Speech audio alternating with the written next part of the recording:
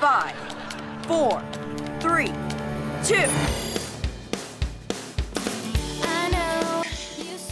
Alright guys, we are live. Hello and welcome to HOSA Plus Virtual Edition. Not 2021 COVID, but hope your midterm went well for Chem. I know it's trenches season, but we're doing the best we can, right?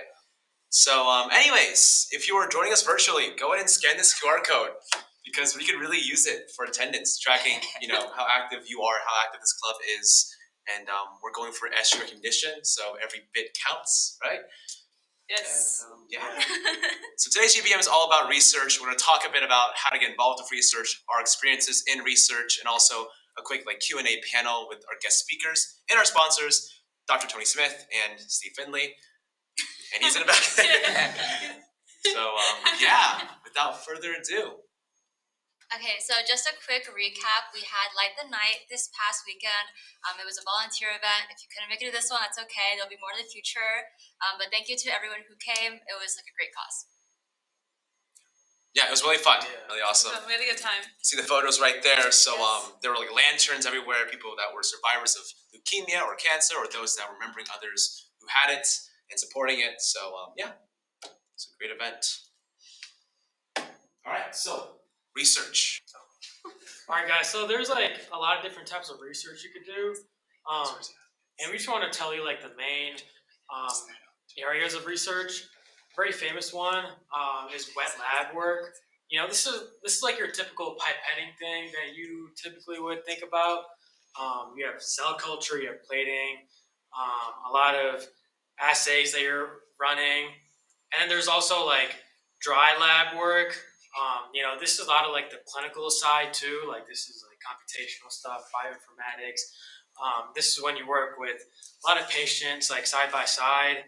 And then with wet lab especially, you always have some type of model you're working with. So you're going to work with mice, zebrafish or something. And then in relation to the dry lab work, you're going to have some human clinical studies. They're always associated. This is where you're interacting with patients, you're surveying them or whatnot. So yeah, those are 4 main types of research areas that we want to talk about.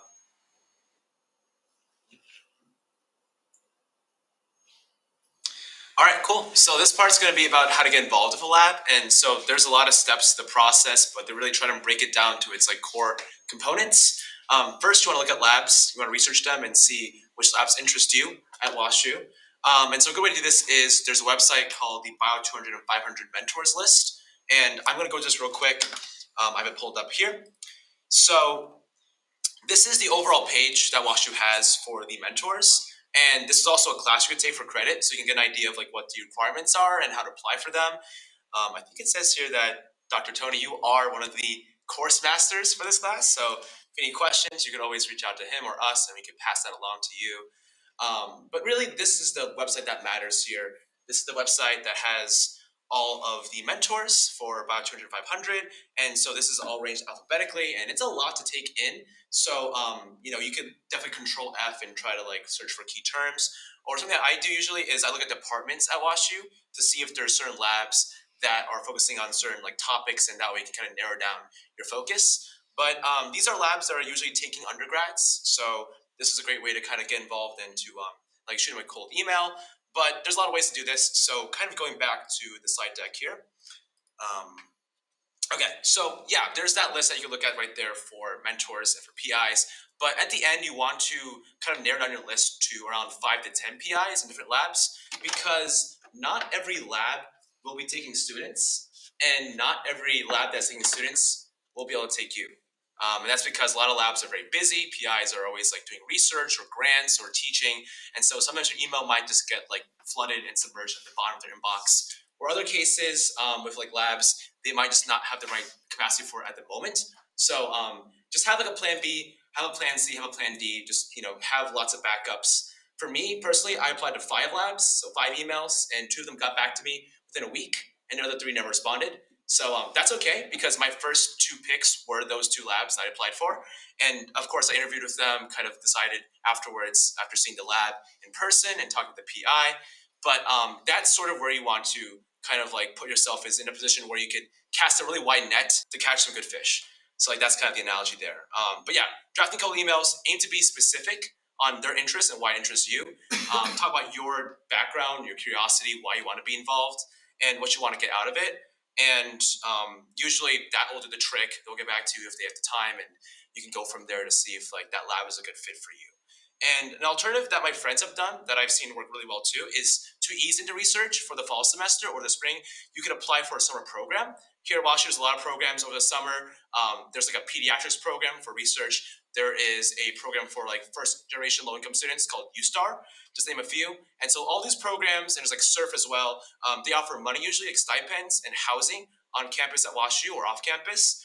And you do a project with a PI for the entire summer. So it's a great way to get involved if you don't have much experience. But also, if that research goes well and you like the lab, you can always go back into it for the fall. And that way you're not really scrambling when you start a semester again as like a sophomore to figure out like what labs to join. You kind of have that ease, that transition. So if you want to spend a summer in St. Louis, that's a great way to do that. Highly recommend. And then lastly about being in a lab is that the university policy is that they have to compensate you in some way possible. So you're not really just free labor that they can just take and say thank you for. You either get credit from the biotutor class or the bioplanter class, or you get pay. And that pay can be through work study or through like just the university lab budget. So going back to Bio 200 and 500, for most of y'all in the audience here, since we are mostly underclassmen, you'll be taking Bio 200. That's where you have like less than 60 credits. And then 500 is for when you're upperclassmen. And 500 does matter because if you want to go for like a research emphasis in your bio major, they look at the amount of credits you have for Bio 500.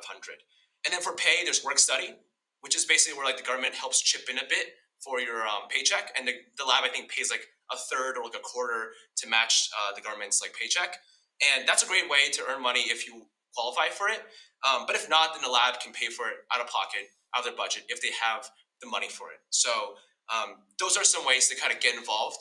And of course, we're here for you guys if you have any questions. And Ryan will talk more about other initiatives that we're doing for lab research for you guys.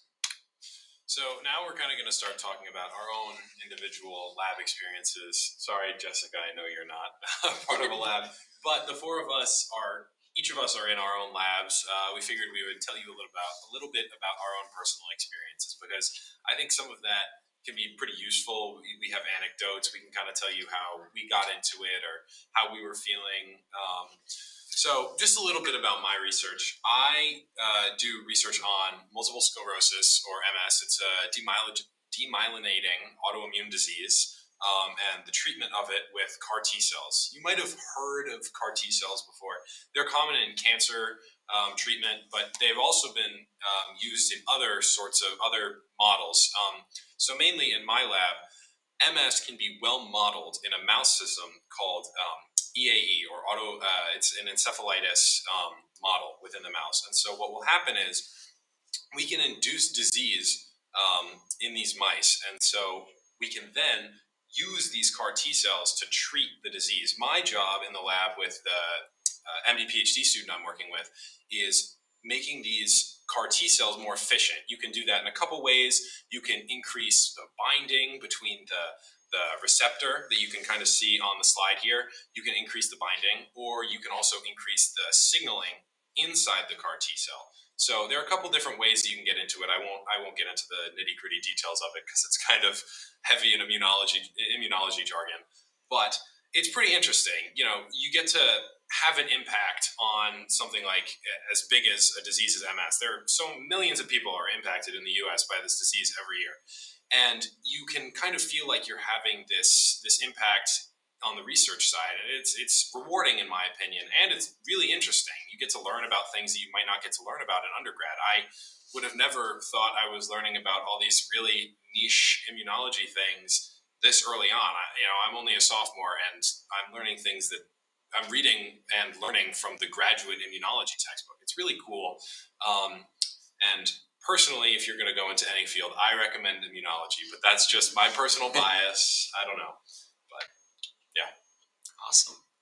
So adding on to Ryan's point about like making an impact with research and finding what you love and enjoy in the biochemistry world, my research focuses on using adenoviruses to deliver genes to cells.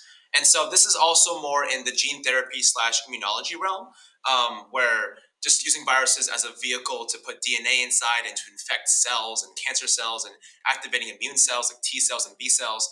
That's kind of the whole premise of this, is that it's just like a new way to deliver genes. And this story for how I got involved in research kind of goes all the way back to high school for me. So like on the left side there, that's when I was at Mayo Clinic in Jacksonville, Florida, where I did some research my junior year. And this was a summer program called Mayo Spark.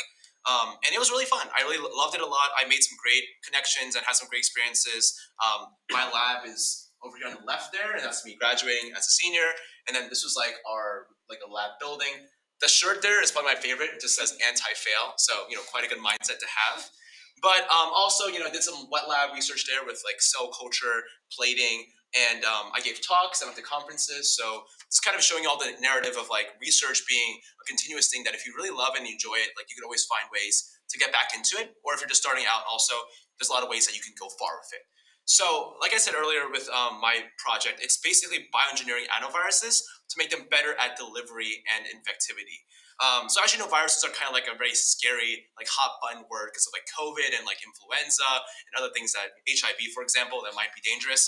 But our lab and other labs too, similar to ours, have found ways to basically nullify the virus to make it a good vehicle that can do what we want it to do, which is to infect cells and then inject DNA and to achieve gene transfer. So like for B cells and T cells, we can make them better at killing other cells like cancer cells or the diseases. Or for the case of cancer cells, we can infect them sort of like in this diagram here, where it's just going into the cell and then lysing it or adding DNA that would lyse the cell or make it die. So that's the idea there with my project. And I started this back in the fall, my freshman year, like after like Halloween and Thanksgiving. And yeah, I love this since. So my lab is also in immunology, but is a little bit different from Ryan and from Will. So that's also kind of a cool thing, that you can technically work in the same general field but do totally different things. I'm in the Department of Infectious Diseases, and we use a biochemical and structural biology approach to study interactions between the host immune system, specifically different pattern recognition receptors, and how that induces downstream signaling and higher order complex formation. Specifically, we use NLRs, which is a type of protein, and viral RNA. The complex is made from that. And then our ultimate goal is to provide the foundation to develop different kinds of therapeutics to target various infectious diseases. So we just look at different types of RNA, how they interact with the proteins and the everything else that's inside of your immune system that causes inflammation or causes infection, and how that also changes across species. So we look at human, mice, bats, and look at what's different, because like bats specifically are a lot better at having a higher amount of viral loads inside of their system while remaining asymptomatic in comparison with humans and mice. And that is where my project specifically is. I head our bat project at my lab, and so through that I've gotten to learn a lot about developing a research plan, about presenting where I want to go with the research, getting to learn all of these different assays that I wouldn't learn in a class yet, because I'm also only a sophomore. And when you're learning a lot of upper level stuff, you're reading a lot of the articles that are being published or working under a postdoc or a PI. You get kind of a head start on a lot of things, and you just get to learn it in a different way, which I really like. As for getting involved in research, I started in the first semester of my freshman year, so last year, and I essentially just emailed a PI that I thought his research was interesting. I had gotten an email from a different program here on campus talking about different possibilities for research, just if you wanted to get involved with it, and it had a pretty extensive list of things that you could get involved in research in, or specific PIs, and I looked through that list, and it was kind of similar to what we're going to talk about a little bit later, about just they might be taking students. You can reach out if you want, but it was a little bit less of an initiative than what we're going to talk about.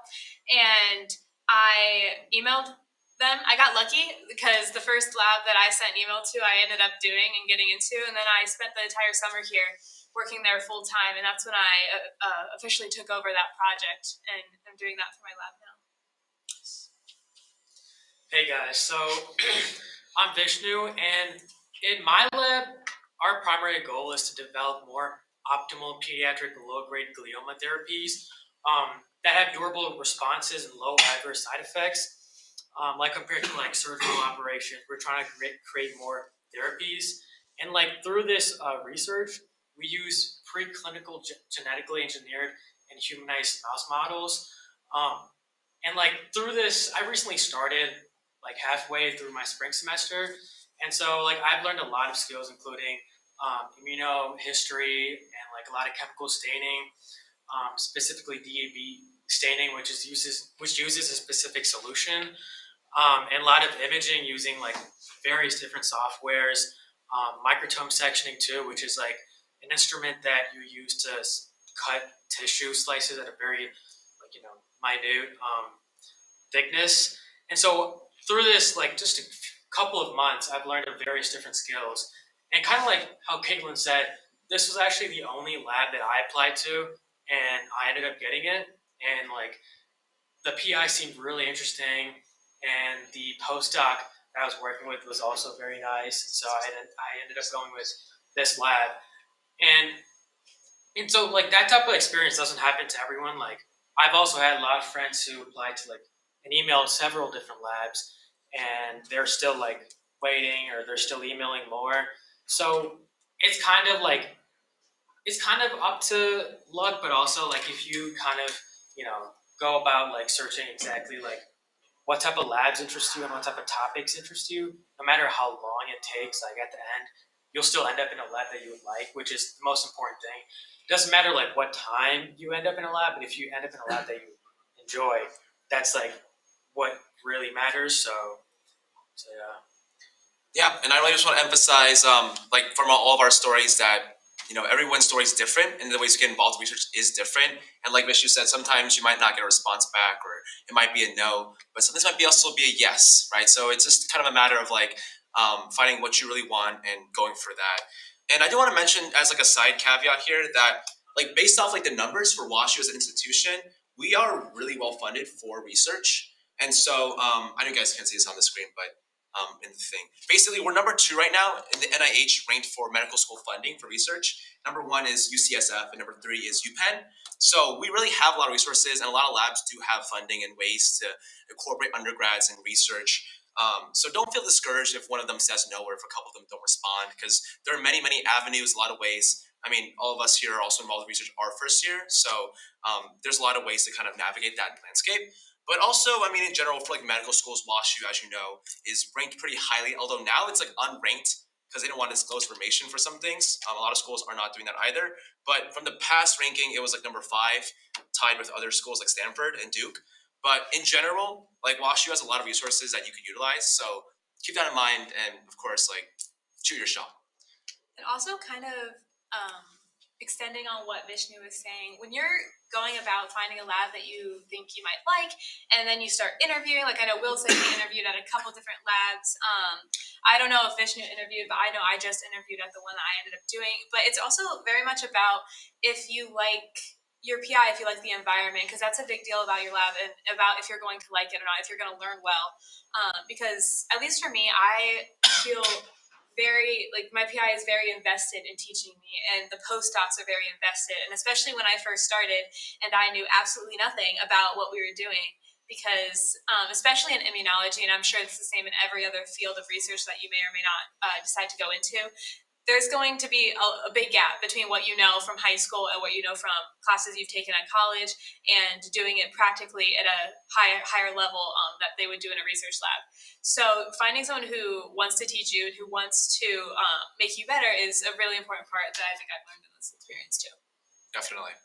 And speaking of research opportunities, yeah, so this is one of the main reasons we brought you here today. So we are starting a HOSA Plus research matching initiative. So as you can see on the slide, our goal is to connect you with PIs and their labs tailored to your own initiatives. So as you could kind of see, you saw on when Will pulled up the Bio 200, 500 website, there are tons of different areas that you can go into. This is just to name a few: cancer biology, molecular bio, immunology, neuro, micro, genomics. There's tons, and you can go into all these different things. And at first, that can seem pretty overwhelming. I know that, at least personally, I was pretty overwhelmed when I first went on the website, and I didn't really know what to do. And actually, funny enough, I turned to my good friend Will for advice, who had already been in a lab. I asked him how to send a cold email, how to reach out to people, what to do when you have an interview. And the big thing is, you don't have to do this alone. It's sometimes a scary process, and we're here for you as a support system, and we want to get you into these labs because for us it's a very important part of like what we do at school, and we hope that the same can go for you. And if you are looking to go to med school, it is pretty important, somewhat. I could say. So it's something that we enjoy and something that might be necessary to your future journey. So it's definitely something that we thought was worthwhile to invest our time and your time into. So yeah. So here's kind of our process as our outline for it. So the first step is we're going to send you guys a form. There's a QR code on the screen right there. You can kind of see. So when you scan this form, it's going to give you a bunch of different questions. It's going to ask you about what your interests are, and specifically and broadly. And from this form, we're going to kind of have an idea about where you're interested. And from that, we are going to help you get in contact with a PI. So we're going to take your interests, look for PIs who are in similar areas. So say you wanted to go into cancer biology. We might look for PIs who do stomach cancer or skin cancer or all these different areas that you've expressed interest in. And we're going to help you find research labs that seem to be tailored towards your interest. And from there, we're going to reach out to those PIs and we're going to ask them, are you taking students? If they tell us that they're taking students, we can relay your information to them, and then, or you can reach out to them yourselves, which we'll talk about a little more in the future. And hopefully that will get you in contact with a PI and make the process a little smoother or easier. And so once we hear back, we can help you. You have now made this connection between you and the PI, and hopefully, again, we just want to smooth out the process a little bit for you. And as an optional step 5, we're not going to be sending the cold email for you. That's not our goal here. We think it's important that you can foster a connection between yourself and the PI. So while we're not writing the cold email for you, we can help you on that process. So our goal is to kind of help you learn how to write a cold email. It's definitely a useful skill to have, not just in research, but throughout the rest of doing tons of things, reaching out for jobs or other things in the future. So we're probably going to host in the future workshops where we are teaching you how the basic structure of a cold email, how to write one. And so, so that's basically our plan. I don't know if you guys have other things to say. Yeah, we just want to emphasize that the goal of our initiative here for HOSA Plus is to, like Ryan was saying, smooth out, but especially that first step. So like he was saying, we're not going to have you send us what you're interested in, and then in a few weeks you'll get an email back like, oh, you start on Monday, here's your lab. Like that's not what it's going to be. It's going to be us talking with you about what you like, us working together to find a lab that maybe interests you, and then we'll just reach out and ask if the PI is even open to the idea.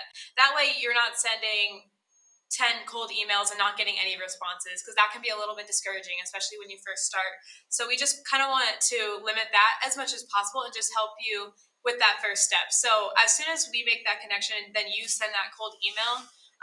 From there, that's entirely up to you and the PI if it works out, or if you ended up finding a different lab and you want to come talk to us after, or something. But that you'll still have to interview, you'll still have to, if that's what your lab does.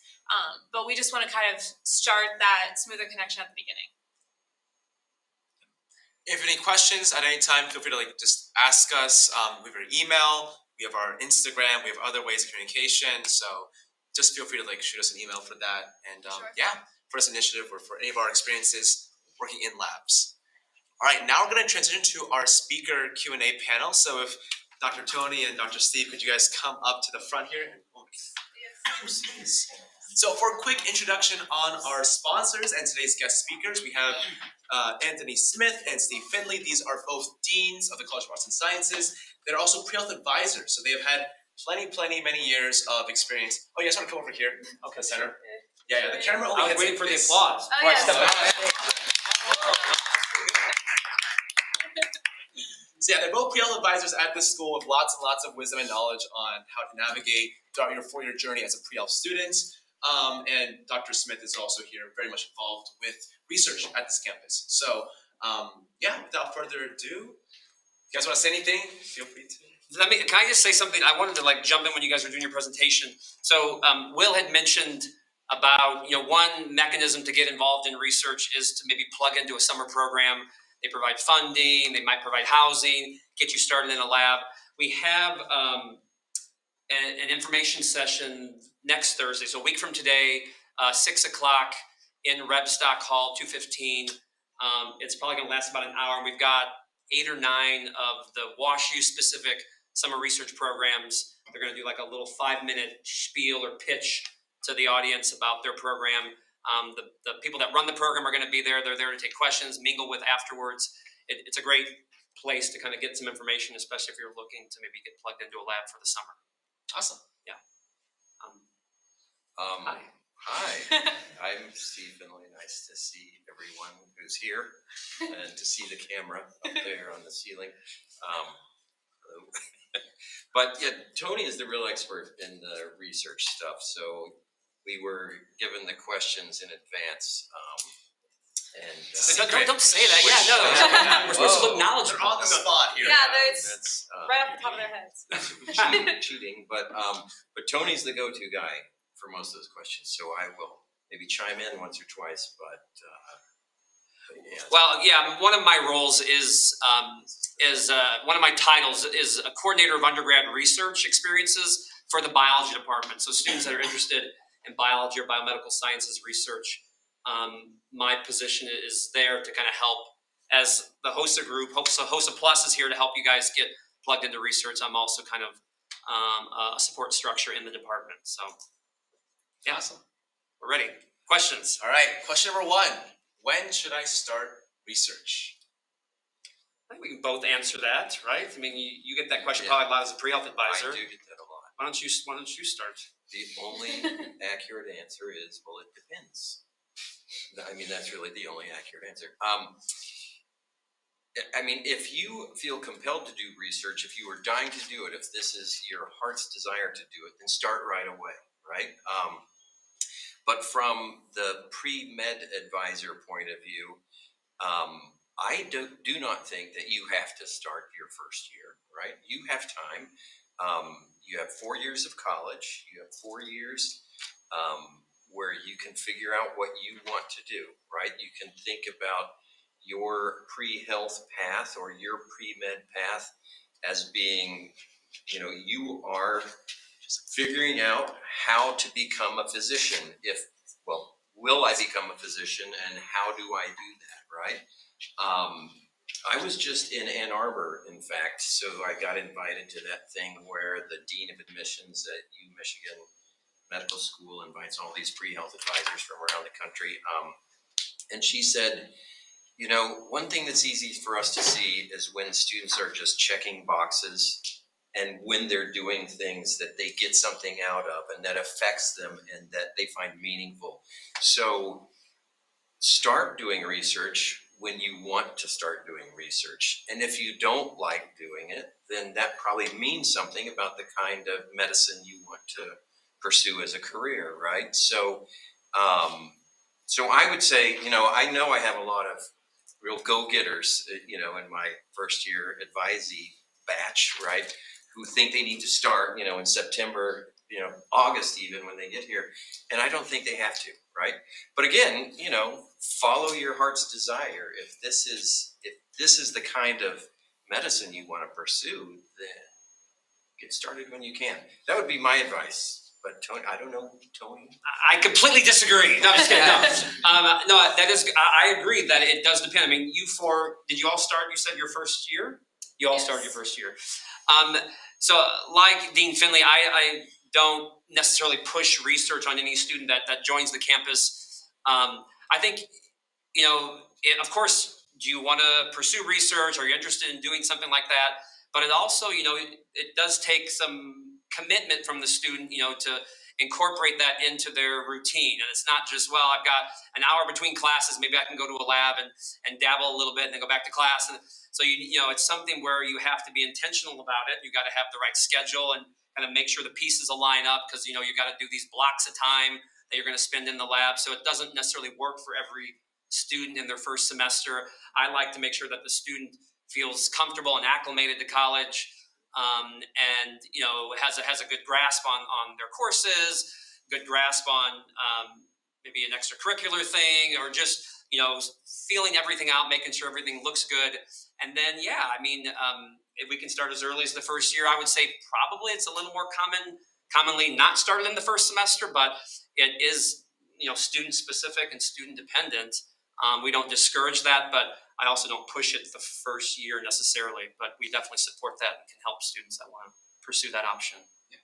I think a big part too is like adjusting to WashU as a freshman. So like that in itself, it's its own process. Like I waited until I was like more settled in at the end of the fall semester to look into research.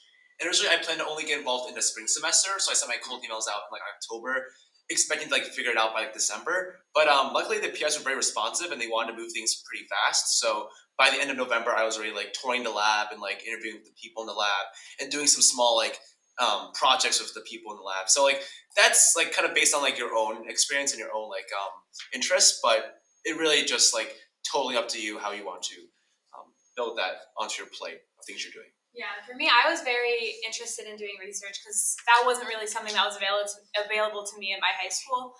Just being from a small town, not really near university, and nobody at my high school is doing research. And so that's kind of when I came in, I was like, this is something that I really want to see if I even like. Because I had no idea. I thought, I was like, yeah, I think I'll like it, but you don't actually know until you start. And sometimes you'll start and you might not like it. And then like Steve was saying, that means that you know something else about yourself now that you maybe don't want a career where it's heavily research focused, which is also just as valuable as knowing that you do. Awesome. I have a question. Oh, yes, audience question. Yes. Okay, so regarding like locations, comparing like the Danforth campus versus the medical campus, like what are some like things to keep in mind, like differences? What's like special about one location compared to the other? Good question. That's a great question. It's a curveball. I wasn't expecting that. Wow. Oh, me neither.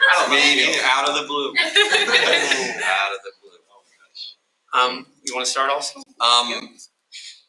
No, this one I totally defer to you. I will point out that Danforth campus is closer. Otherwise, Yes. Tony is the answer man for this one. Wait. I like that answer. I was going to go with that answer too.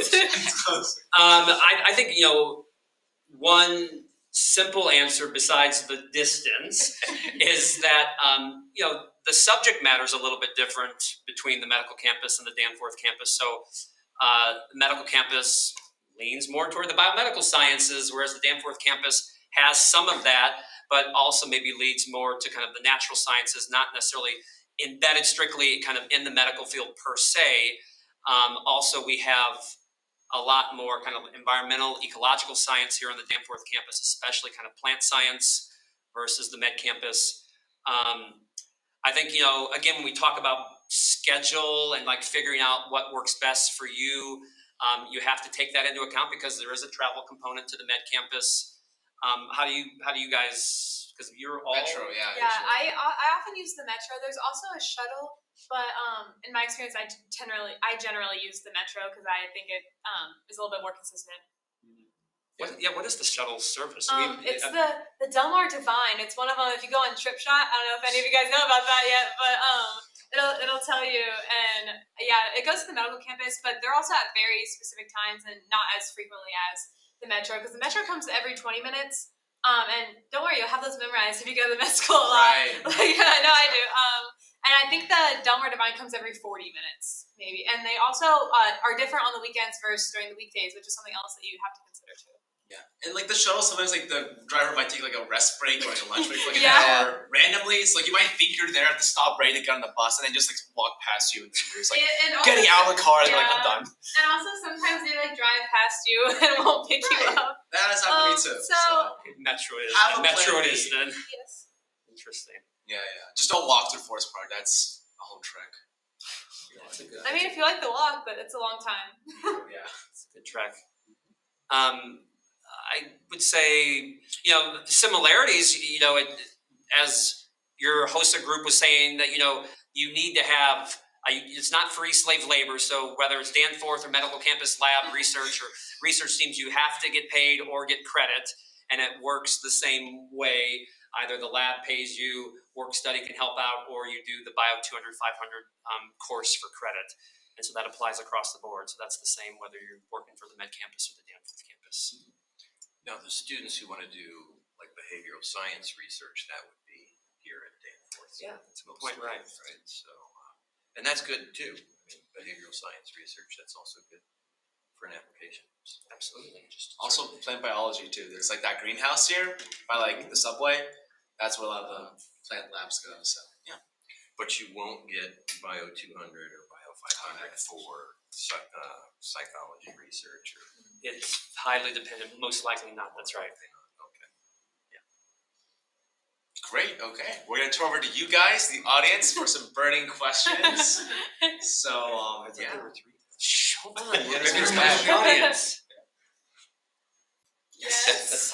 How advisable is it to join a second lab if you're like really interested and you think you might have the time?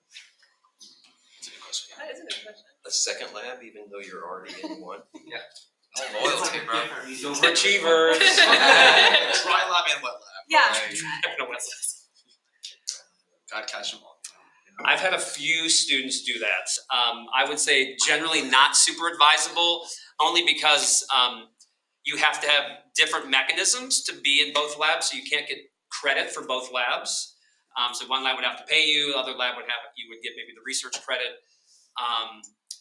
And again, it's about your time and your investment, and is that the best thing to be doing? Maybe it is if you've got super interest in both areas and you've got the schedule space to put that in. That comes at the expense of doing some other things depending on what your long-term goals are. But if research is front and center for your long-term goals, then that could make sense, but I would say it's not very common. Thank you. There's only so many hours in the day, so you want to stay healthy, right? So don't overdo it. Adding on to that question, so for my situation, like I'm in Florida, right? So it's like the Mayo Clinic, and there's some programs that are also research based there. I've talked to some upperclassmen, and some of them said like, just stick in the same lab that you're in right now. Like time makes the difference. Like don't switch labs and do like a summer project somewhere else. Instead, like stay in St. Louis and do more stuff if you can. But what are your thoughts on that? Like if you kind of agree with that idea that you can just stick to one lab and have like a big project and have a paper out of it, or you can kind of like dabble in different labs and come back to it. That's a good question. I will, in the end, defer to Tony on this, but my initial sense is, if it's dabbling, that's not good necessarily. Dabbling will be bad, but I think it's okay to switch labs. I mean, what medical schools want to see is sustained commitment over time, right? But what does that involve? I mean, a semester can be sustained commitment over time. If you find that the work you're doing is very rewarding and very fruitful and you're getting a whole lot out of it, though, stay. I mean, stay for 2 years if you want. I mean, I don't think there's anything wrong with doing that. Because usually when it's like that, that means that they value you as much as you value what you're getting out of it. And you're probably going to have a paper, you'll be an author on a paper. So yeah, if it's rewarding to you, then, and you enjoy it, then stay. But if you don't, I think a semester is enough. You've given it a shot, and if it's not rewarding, then find something else.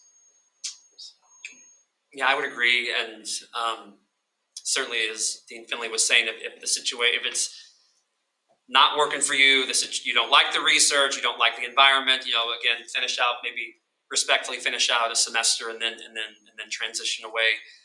In terms of like strategically thinking about down the road, is it better to get all these extra research skills if I go to 3 different labs because they all teach different things, they all research different things, I'm learning all these new skills that makes me look better down the road? Not necessarily. I went to there's a pre-health meeting, annual pre-health meeting every year. They bring a lot of the pre-health advisors, but also a lot of the admissions people from the med schools and other graduate schools. And I remember I went to it was a couple years ago. I went to a session where it was medical schools, but MD, PhD programs, and they had a panel of the directors of these programs, and they were asking, what do you look for in your students that you're selecting for these very competitive programs? What type of research are you looking for? How many papers do they need to publish? And I was kind of surprised, they all unanimously said that it's not the number of papers, and it's not the 20 different skills that they've learned and techniques. They know how to do all these different blots. You guys were talking about immunohistochemistry and using cell culture and viruses. Like, it's not so much about that. They wanted to see, can the student talk science? Just simply talk science. Are they interested in it? Can they explain it? Can they defend it? Can they talk about an experiment they did? What does it mean? What's the downstream goal of that? They said that's like the main thing. And how do they see that? They see that through staying committed to a lab, working kind of through a project, going to maybe present that research somewhere. They said they don't necessarily look to papers as like the gold standard, but I think it's situational dependent. But I think long-term commitments, that usually provides more fruitful endeavor, leading to things like a publication, or just kind of you're innovating, discovering things, adding to the body of knowledge. I think strategically, I wouldn't worry about trying to diversify and hit 3 different labs in your tenure as an undergrad. Do what fits best, and as you said, if you're enjoying it, that's probably good.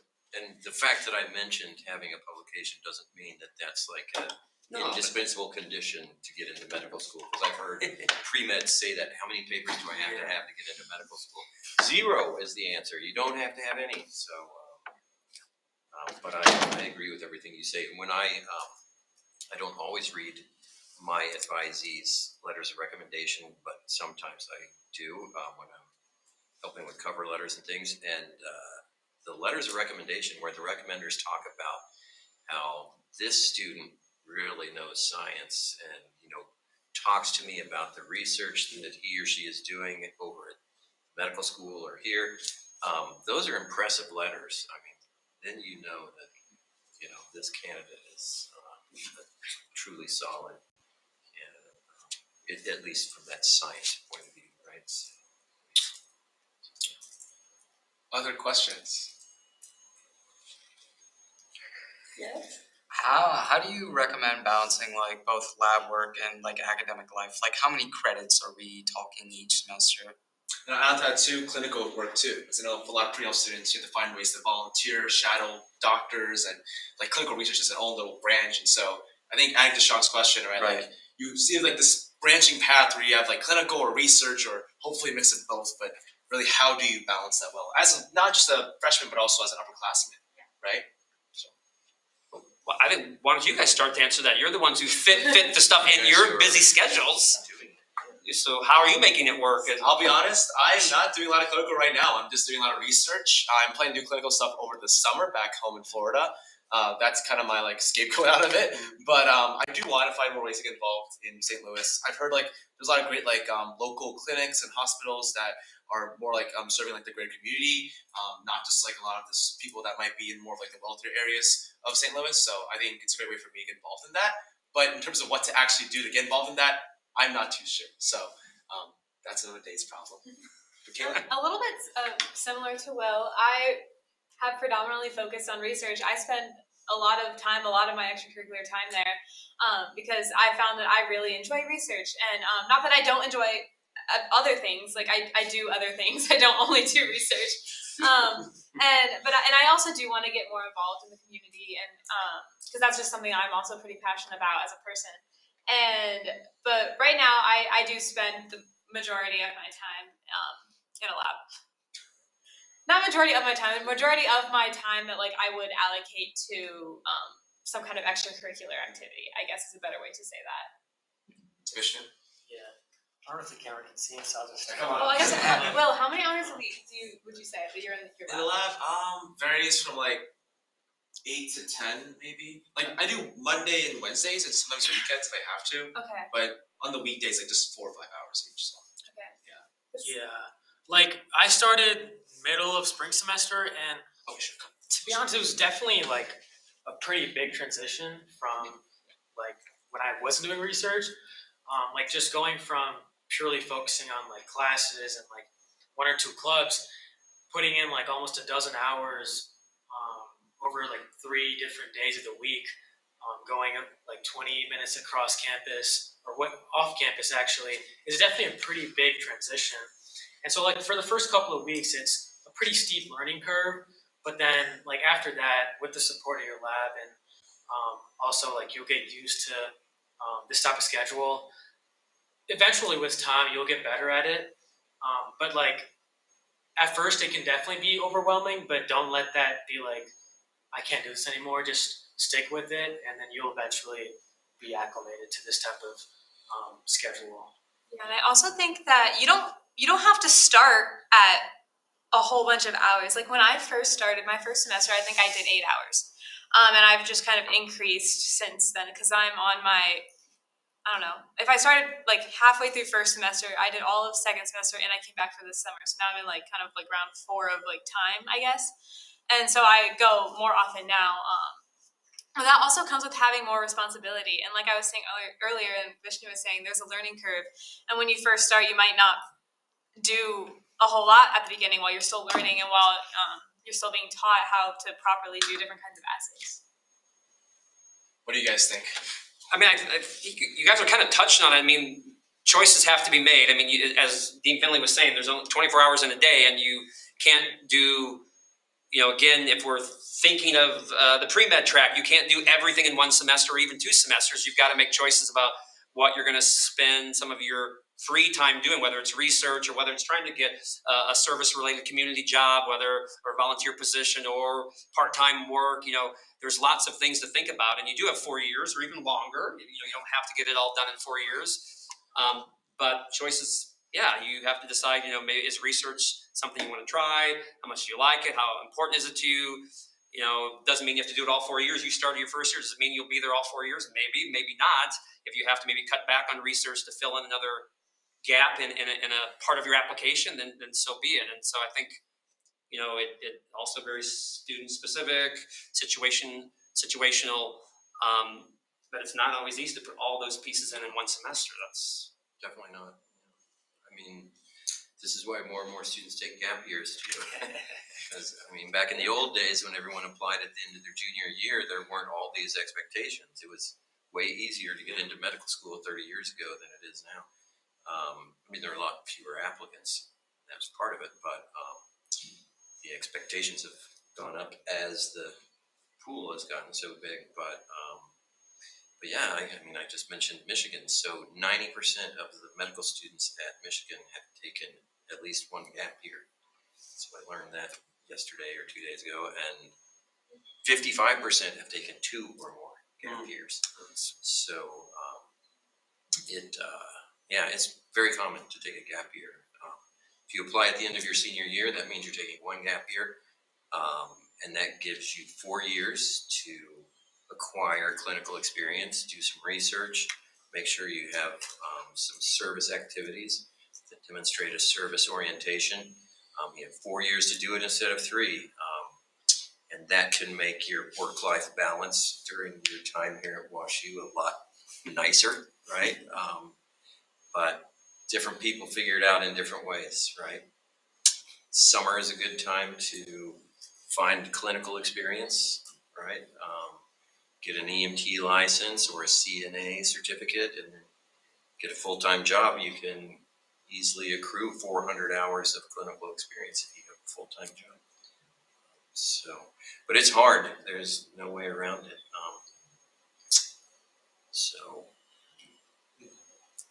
I know, Vishnu, you're also currently an EMT, right? Yeah, like over last summer, I got EMT certified. I was debating on whether doing staying here for research or going back home and getting EMT certified, I thought I always wanted to do like some type of emergency medicine, so I thought getting that type of certificate early on would be beneficial for me, so I can like get a job quicker. Whereas research, I can do that throughout the semester, and like I feel like I have more time to do research. So last summer I went back, got my EMT certificate. It was an 8-week course. It was really fun. I met a lot of cool people. My instructor was amazing. So like that type of clinical opportunity, I think, is very invaluable. And so, yeah, I think at the end of the day, balancing like whether you want to do research or pursue another clinical opportunity comes down to like what you want to do, what you're interested in, or if you're lacking one, you want to do that, you want to spend more time in that. So it's really a personal decision for sure. In fact, a WashU grad that I met in Michigan, who was a first-year medical student there now, she got her EMT license, but then she got a job as a patient care tech. So they recognized her EMT license so that she qualified for a job as a patient care tech at Mercy Hospital, I think. And yeah, she was very impressive, I would say. So, very impressive. So an EMT license might open up more doors than just emergency, that kind of gig. So, Yeah, you're right. So yeah, a lot of ways, a lot of food for thought for you guys out there in the audience as you plan out your next couple semesters and years. But I think my advice overall is just like take it one semester at a time, right? Like really just kind of check in as the year goes on, like what you like, what you're not liking, what you want to do. Because that might change, right? You might not stay pre-health, you might not stay pre-med, or you might become pre-med watching this video. I don't know.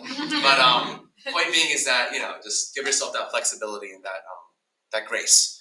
So with that being said, thank you all so much for tuning in. Thank you guys for coming, and thank you both so much for coming and taking your time to speak to us and answering these questions. Pleasure. Best wishes, guys, and use your resources, especially this group, and come see us also if you have questions. Awesome. Yes, thank you guys. Thank you. Thank you.